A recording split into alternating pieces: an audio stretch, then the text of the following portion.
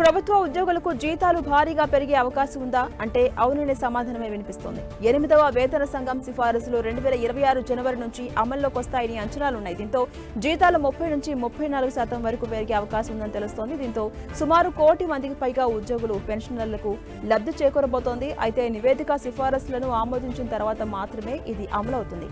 8వ వేతన సంఘం సిఫారసుల వల్ల దాదాపు 44 లక్షల మంది కేంద్ర ప్రభుత్వ ఉద్యోగులు, 68 లక్షల మంది పెన్షనర్లు లబ్ధి పొందబోతున్నారు. ఇది వారి జీతాలు, అలవెన్స్లు, ఇతర ప్రయోజనాలను కాపాడబోతుంది. 8వ వేతన సంఘం అమలు జనవరి 2026 గడువును దాటే అవకాశం ఉందనే అంచనాలు కూడా వెలువడుతున్నాయి.